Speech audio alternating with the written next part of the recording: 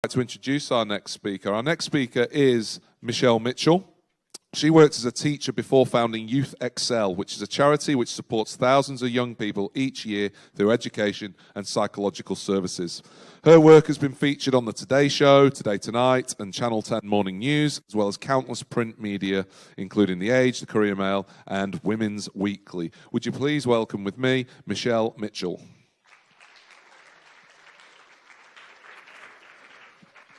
Just through here, that'd be great.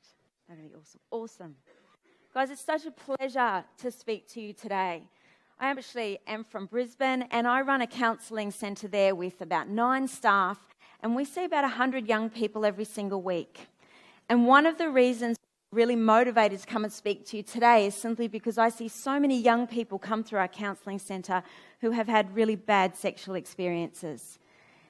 And most of those experiences actually could have been avoided. You know, I hate seeing young girls come to my office at 18 years old, just left high school, ready for long-term relationships that mean something in their life, and sit in my office and tell me that this is the first time they've really realised that none of the guys they were with ever really loved them, and they didn't really think hard enough about some of the choices that they made when they were in high school. I've got a young man right now in our counselling centre who was going out with a girl for a whole year, and she went to the guidance officer just recently and told the guidance officer that he had touched her without her consent. The lawyers are involved. He's suspended from school, and things are about to get incredibly messy for both of those families. You know, I had a young girl with me not long ago, and she went to a boyfriend's house to study. She had not thought about having sex that day, but she said yes in the moment of things, and then after the event realised that she had really made a mistake and regretted it, and she now says she can't stand the sight of him. You know, sex at the right time, at the right place, with the right person is a great thing, but sex wrong time, at the wrong place, with the wrong person can do a lot of damage in your life. I've got 2 boys at home myself. One is 17 turning 18. He's 6 foot. He pats me like I'm a pet or something now. And I've got a 14-year-old and I kind of come up to his underarm, so I'm constantly smelling him all the time, you know. And I always teach them that marriage is not such a bad idea to shoot for. That to find one person in life that you really love and cherish and spend the rest of life with them is an incredible thing. But regardless of whether that's your ideal or not, sex is much more likely to be regretted if there's not consent or there's not a real understanding of what consent is. Do you know, regret sex is more likely to take place if you say yes when you really wanted to say no. Or you say yes when you actually weren't really sure about what you wanted to say. Or sometimes even when you say nothing at all. And all those scenarios can lead to a lot of trouble for young people. Do you know, sex is not just sexual intercourse. I think sometimes we can get so caught up with the concept of losing your virginity or doing the deed. This is Mr. and Mrs. Beattie. They're making baby Beaties. I think Mr. Beattie's got a little mini peenie and little vagina going on there. But sex isn't just sexual intercourse.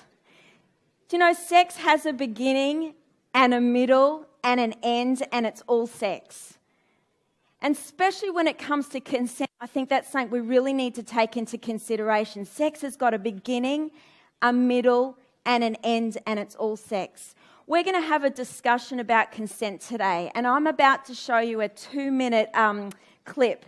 It's a clip that the BBC used to actually research and poll young people's ideas about consent. As we've said before, it's a little bit graphic. I have no problem, and out of respect for you, I want to give you the chance to leave for a few minutes if you want to. The video's 2 minutes long. But this is the story of Tom and Gemma. Tom's a well-liked guy. He does well in school. He's got good friends. Gemma's the same. She's a normal girl. They've been together before. they're at a party again together. While they're dancing, they're just flirting a little bit. They're both drinking alcohol. Towards the end of the night, Gemma actually chooses to hook up with another guy. Tom walks in on that. But then right at the end of the night, something happens between Tom and Gemma, which is going to change their relationship forever. And I want you to have a look at this footage, and then straight after, I'm going to get you to poll your opinion on what just happened. So take a look at this.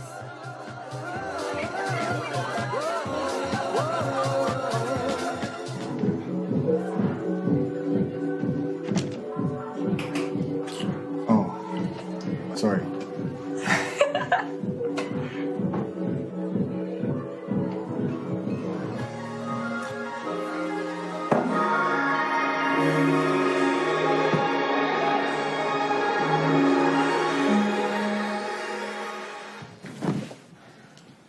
Hey, what happened to the music? Everyone left. Like you fall asleep in the kitchen or something. I must have. Waster.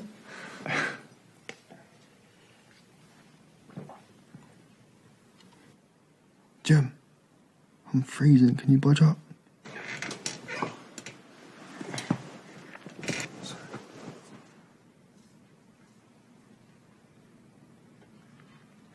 Jim.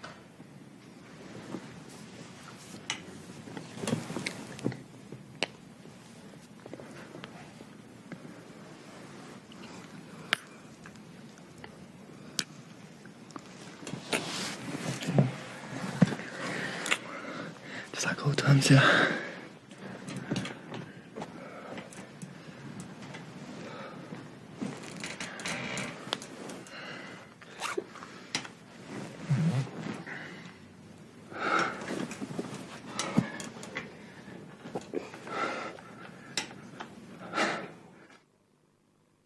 Okay.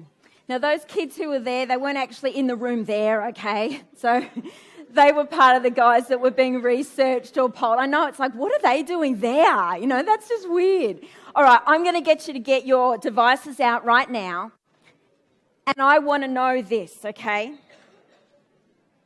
If you were the judge in a court right now, okay, so I want you to go straight to, what's the link here? Jen next. Gentleman over there, I want your opinion. cnf.io. Would you charge Tom with rape? Yes, I would charge Tom with rape. No, I wouldn't charge Tom with rape. What Tom did was wrong, but it wasn't rape. I would need more information. I'm unsure, or there's nothing wrong with Tom's behaviour. We have a clear winner.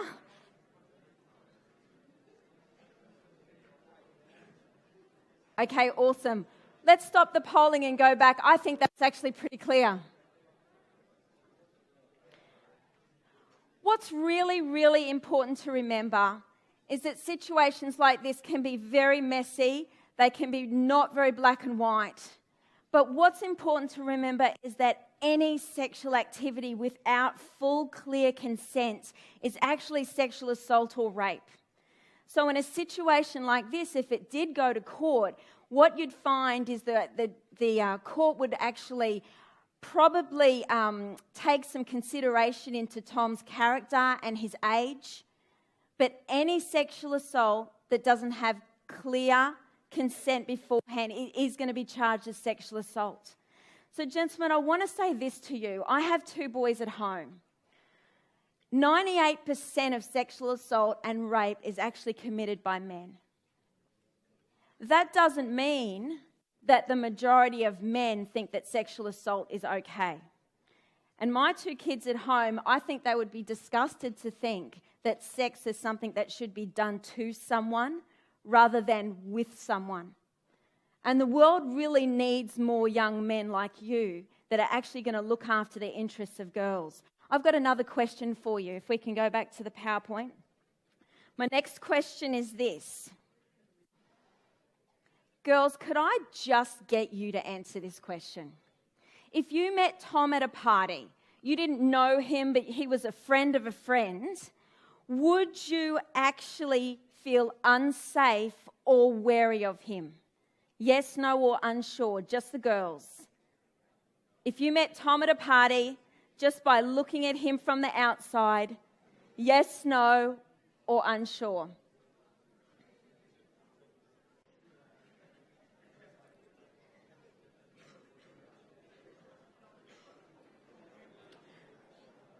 Awesome.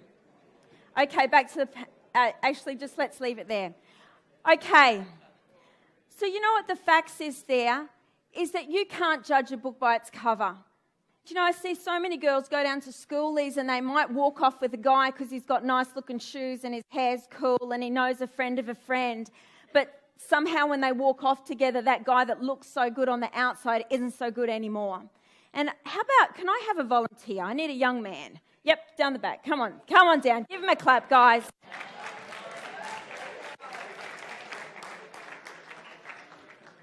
Girls, assumption is the enemy of safety. And if you want to write down or remember anything today, assumption... Hello, sir. Face the audience for me, all right? Assumption is the enemy of safety. May I hold your hand? Yeah. Practicing good consent there. No, this one. All right. All right. Ooh. Imagine I just met this guy, okay? Girls and guys are thinking two completely different things when they meet. Now, guys, this is a bit of a lesson for you, okay? Now, this is a bit stereotypical, girls, but I know how many of you think like this. He loves me. He really cares about me. He wants to get to know me. He loves my personality. Have you seen how good my first name and his last name look together? Girls, guys, regardless whether they're good guys or not so good guys, they are never thinking that, okay? So I want to kind of reverse roles with you a minute. Will you be the girl for me? Now, a good guy might be thinking this. She looks pretty hot. I'd like to get to know her.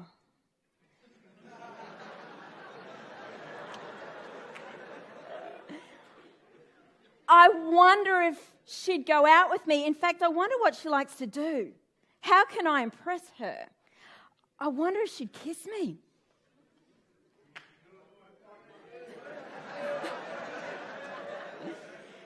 Now, a not good guy is not thinking that. He might be thinking something like this.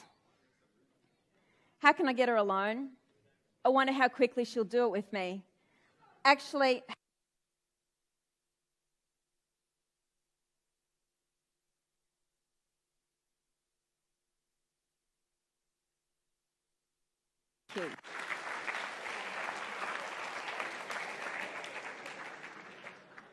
I want to ask you right now in your own words. Let's get this little polling device thing going. I want you to finish this sentence for me. Whoops. So like this, okay? All right?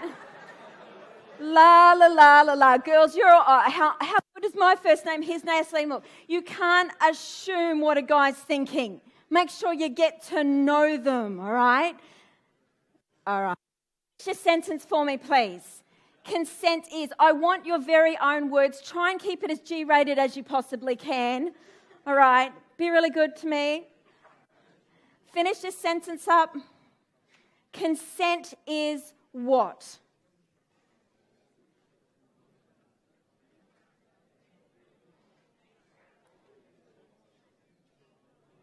Awesome. Permission, a clear yes or no.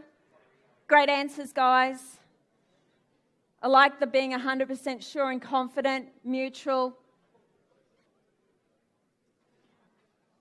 You're covering some great bases with this. Consent is mandatory. It's not just sexy, it is mandatory.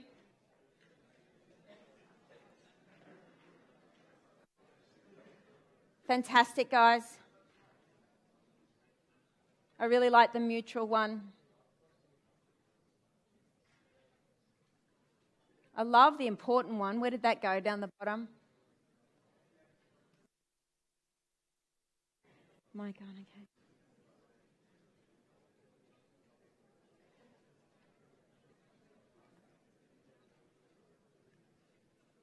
It's great. We're going to finish up in just a few minutes, so get your answers in.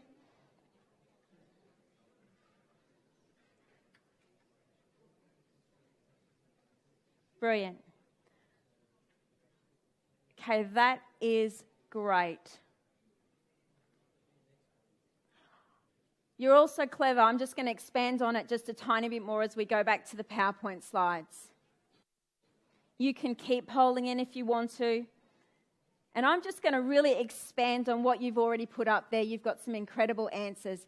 Consent is making a mutual, voluntary, informed decision by clear-minded people, 16 and up, before any and every sexual encounter. Sex is never something that can be assumed. There's times where you can't consent. So this is some legals around. These are times where you can't consent.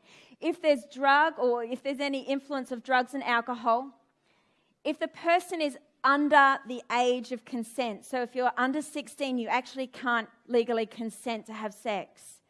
And if the person has a position of authority over you due to their age, just say they're over 18.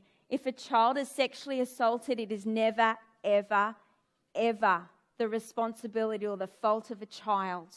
An adult can never have sex with a minor, okay, because they have a position of authority over them. Similar to a boss at work, someone that's idolized, like an Insta-famous kind of person or something like that, same kind of scenario, okay? When courts look at situations of sexual assault, they actually look at evidence of someone saying no. But what actually happens sometimes is under the pressure of a moment, people can actually freeze with fear. So sometimes there's not the word no that is said, but in the absence of no, it doesn't mean yes. So a guy just can't continue until a woman actually says no. It's their responsibility to keep checking in, to keep making sure that that person's okay. And if the mood changes or the vibe changes or you start getting mixed messages, if someone starts saying, I'm not sure if I'm ready for this, or pushes your hands away or turns away a little bit, it's your responsibility to check in and see how they're going. Consent is not like getting the keys to a house. Just because you've gone in it once doesn't mean you can go in it next week and the next week after and the week after. Okay? You need to make sure you have consent every single time you're with someone. And if the level of sexual activity increases, you actually need to get consent as you go. You know, the other thing too is naked people can change their mind. So if halfway through things you thought things were going this way and things changed, no means no, no matter what stage you're at. And you can never assume that things are going to go the same way as you thought they were, okay? So if someone says no and they are naked, it still means no. If someone pushes your hand away or whatever and they don't have clothes on, it's exactly the same thing. All right, so let's get this polling one more time out. I know that when you are at a party, you are not carrying in your pocket notes of today's session, okay? You're not like, oh, I remember that chick Michelle and I remember all the things that she told me. When the music's loud, all the brain cells go out of your brains. I know that, all right? And you don't remember things that probably you should. And in the moment, I really want to take it in this moment. In the moment, do you think that there's a possibility that Tom thought that Gemma had consented? Put it down. Don't yell it out at me. Put it down. Let's see. And this is where this grey area comes.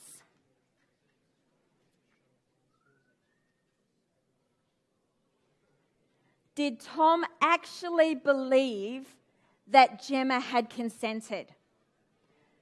Okay, so 23% are saying yes at the moment. 54 are saying no, and 22 are unsure. This is where things get messy, especially in the legal system.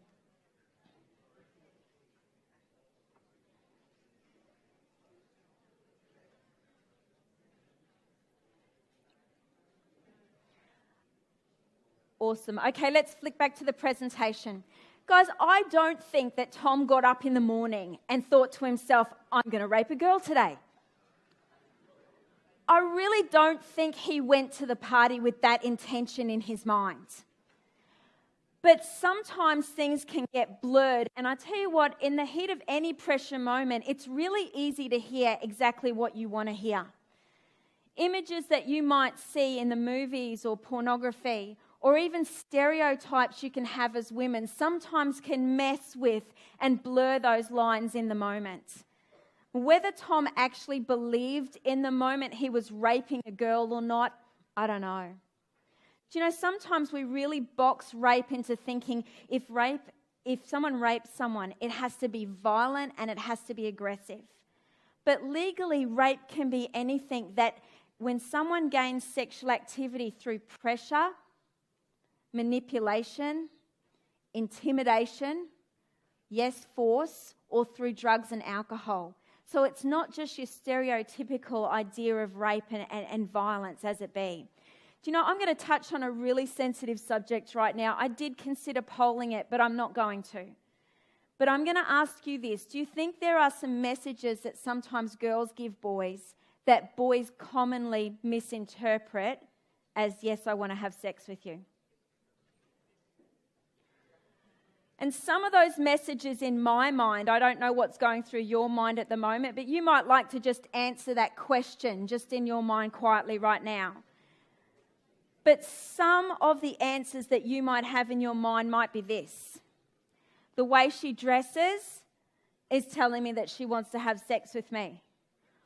Or if she says yes to going upstairs in a room alone with me, she's actually saying yes to having sex with me. If she drinks too much, she's saying yes. Or if she's flirting with me, she's saying yes. And although in theory we know none of those things are actually true, it's amazing how blurred the lines can be. Girls, have a look at this survey. 37% agreed it was hard to respect a female when she was drunk. 27% said it was hard to respect a woman wearing revealing clothing, and more than 1 in 10 said a woman who was drunk, affected by drugs, or wearing revealing clothing was partly responsible for unwanted sex. This is a survey of 604 young people. I do not share those opinions at all. However, girls, can I say this? It is never, ever, ever your responsibility or your fault if someone sexually assaults you. But with those kind of opinions around, I want you to take responsibility for how you conduct yourself. When you go to a party, go with friends you trust. Drink alcohol in moderation. Never go off with someone that you sort of half know, don't really know.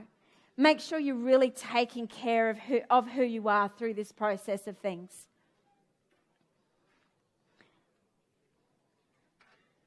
I'm going to ask you to poll this. Do you think it is normal, and I'm not saying okay, but I'm saying normal. Do you think it's normal for a guy to pressure a girl into having sex? In your world, is it normal? So let's go to the polling on that.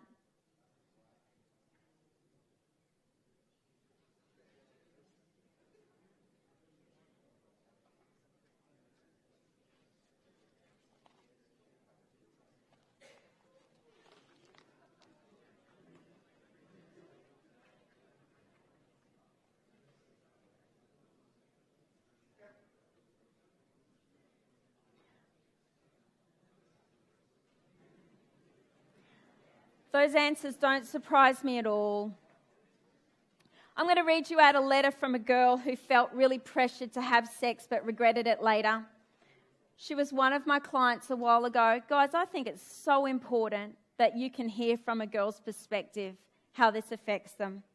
I said yes at the time, but when I look back, I was feeling really pressured. He kept asking me, and I'd said no so many times before that I just gave in. Once I said yes, I changed my mind, but I felt like I couldn't tell him. He would have hated me. After it happened, I felt really angry at him. I had strong dislikes for him now. I can't stand looking at him, and it's really awkward. he told 2 people, and because I was fighting with one of my friends at school at the time, I got called a slut, whatever, but I felt really embarrassed with myself. I'm angry and disappointed, but I wish I could have been stronger, but at least I learnt, I guess. You know, I want to come back to the point that I made earlier, that rape and sexual assault doesn't happen just in the context of violence. And sometimes at high school, it might be that pressure is the thing that tips young people to make some of the choices that they don't really want to make in that moment. And pressure can be really hard to stand up to sometimes. Learning how to speak your mind, learning how to say no in those pressure kind of, even if it is, do I go out with that girl, or do I hold hands, or do I kiss? Guys, I know sometimes girls hunt you guys down like prey. And there are times where it's actually really hard for you to say no to girls as well. You know, a little bit of this, if I could go back to the PowerPoint, that'd be great. This is a bit of pressure. Now, I'm really sorry if this guy is in the crowd today. I just got this off the internet, and, you know, if you happen to be here, then you just shouldn't have put it up to start with. I've got no sympathy at all. But this is the kind of pressure I'm talking about. This is kind of rapey. It's not cool. How about this one?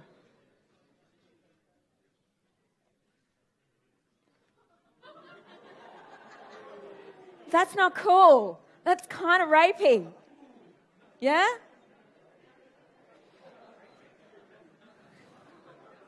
I'm going to tell you the story of a girl named Sasha. She came to me and she had said no to a boyfriend who she'd been going out with 8 months. They were actually really good friends. But he decided she wanted to be sexually active and she didn't. Guys, sometimes it's the other way around. I know that. This is just what I'm communicating today.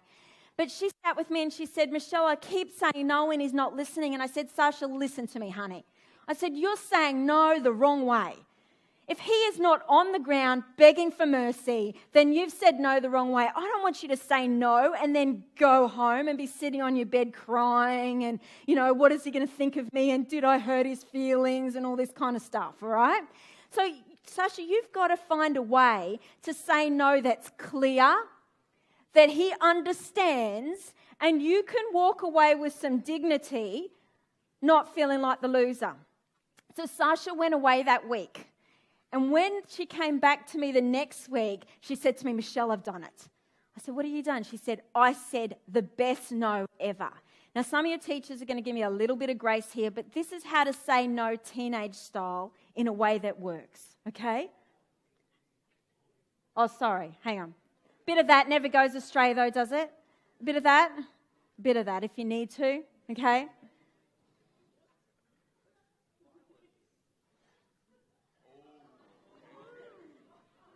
You reckon?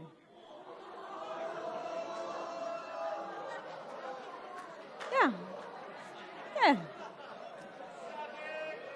Did the job. Did the job.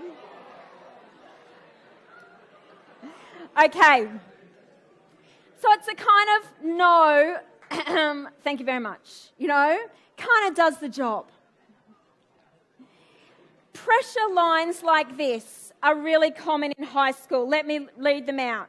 Come on, I thought you liked me. I promise you'll like it. Just do it for me. What's the big deal? We've had sex before. You wanted to do it last week. What's wrong with you now?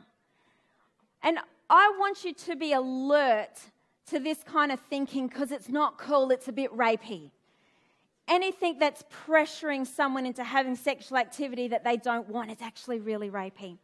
All right, so what I'm going to do now is I'm going to ask you what advice you would give or what support you would give a friend who had been in the position as Gemma and had been recently sexually assaulted at a party. What kind of advice would you give them? I want you to write in, give me your thoughts.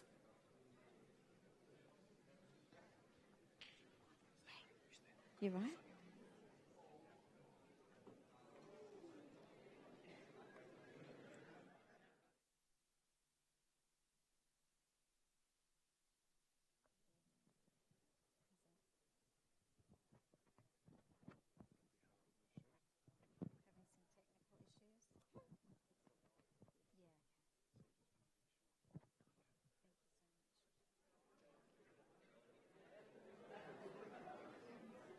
Okay, don't be afraid to tell someone, gosh, that's a good answer. That's awesome. Talk to a counsellor, take action, tell someone. Let's keep this going for a little bit longer. You've got some incredible answers coming through. Stay strong. Recommend they talk to a professional.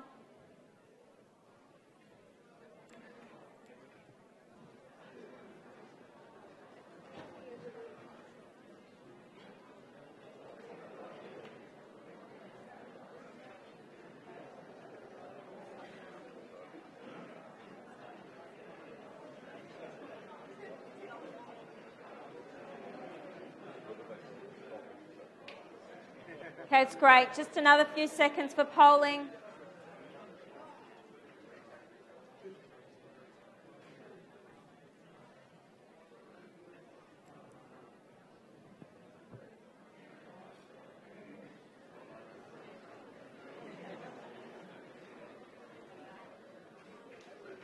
Okay, eyes this way now. How about we just finish the poll now? Don't be afraid to tell someone seems to be the top answer. And then talking to someone, that's awesome. Can I go back to the PowerPoint now? Thanks, guys. Building a culture of respect amongst our friendship groups and amongst our schools and amongst our communities is actually so important, but can be a real challenge to do. And I've got a saying that I actually find myself saying a lot in high schools, but it's this: the difference between boys and men is actually self-control. And oftentimes the difference between girls and women is actually self-confidence. And in the challenge, sometimes of communicating with the opposite sex, we really need to be able to support each other. Girls, if you know that a guy's not good for your girlfriend, it's okay to tell them. Tell them you'll always love them. Tell them you respect their decision, that it's really okay to have their back. Do you know, some of the things that I can add to maybe some of the polling that you just put up is this: be supportive and always listen. Try not to be judgmental, because stuff happens in life to all of us. Share your feelings of concern for somebody. So if you really are concerned about the way someone's treating someone else, share your feelings of concern about that. Don't share their story with anyone else. Don't seek revenge on their behalf. Don't put a toad in the guy's bag or anything like that. Don't be angry and go out of your way to blame that guy for what happened. Recommend, but don't force them to talk to a trustworthy adult. Offer to go with them if they want to seek support. Realise that even yourself, after an incident like that, may need to go and talk to somebody yourself. It may be something that you need to go and actually get some help with as well, for both. Do you know, sticking up for each other and being the person who really cares, whose arm is around your friend, is really important. I think friends can be good guys can be a little bit like this. And consent completely trumps carrying a girl's bag. It's the ultimate gentleman move. Remember though, guys, your job is to be a gentleman, but you don't have to be used like furniture, okay? So you're not there to get trodden on and you're not there to get used. Be a gentleman, but don't get used. And I want to show you one last slide. It's this. And this is the way I'd really like you to stick up for a friend that's maybe in trouble.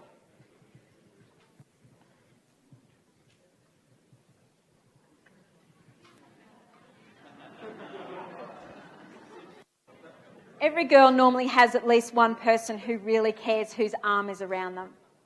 You know, my husband, when I was preparing this talk, I was speaking to him, and he said as a young man he was at a party once and he was upstairs with a mate just playing cards, and one of the other guys in his grade came up with a girl who was clearly drunk.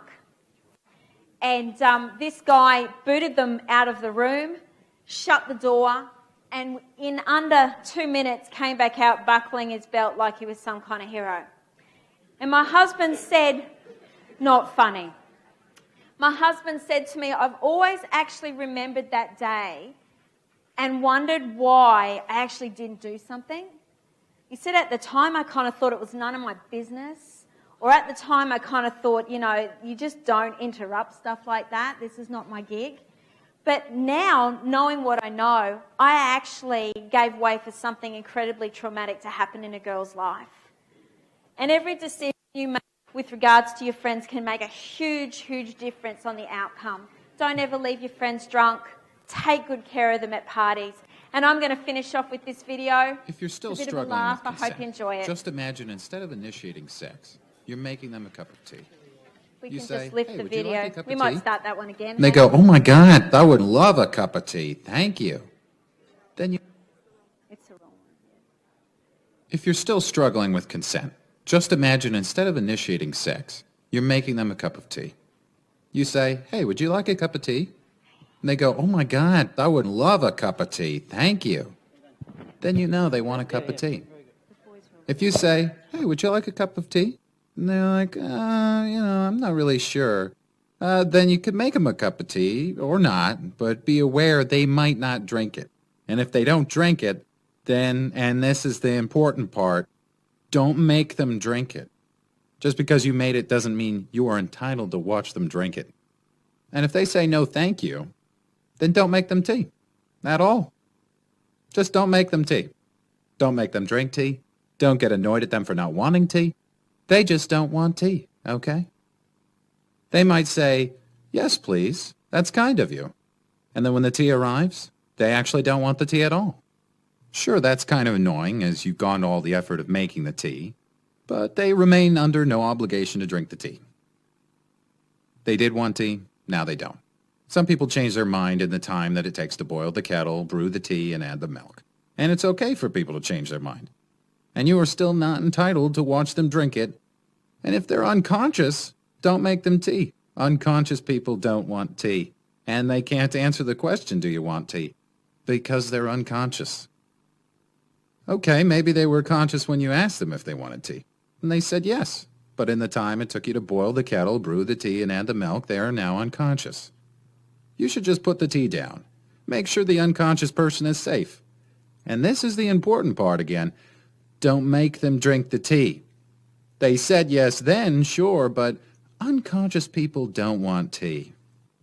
If someone said yes to tea, started drinking it, and then passed out before they'd finished it, don't keep on pouring it down their throat.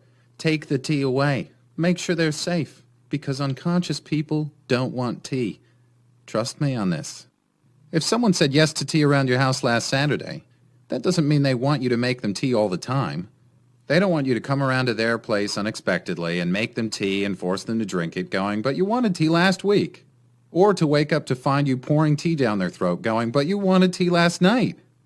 But if you can understand how completely ludicrous it is to force people to have tea when they don't want tea, and you're able to understand when people don't want tea, then how hard is it to understand it when it comes to sex? Whether it's tea or sex, consent is everything. And on that note, I'm going to go make myself a cup of tea.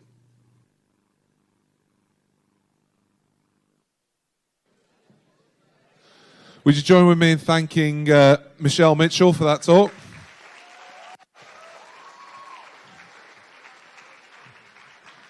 Thanks, Michelle. That was great. I think it was to the point. I think it's left a fairly strong message for us. Just out of interest, how many of you have seen that tea video before? It's just interested, okay. And we're also interested just to know, because we've got some quite big numbers coming through on the polling, how many of you are actually polling in the room? How many of you are using the polls in the room? Okay, fair enough. Excellent. Thank you. All right. So as I said before Michelle spoke, if that has brought up some issues for you, then she's going to be around in the break for you to have a chat to, as are your teachers here, and maybe,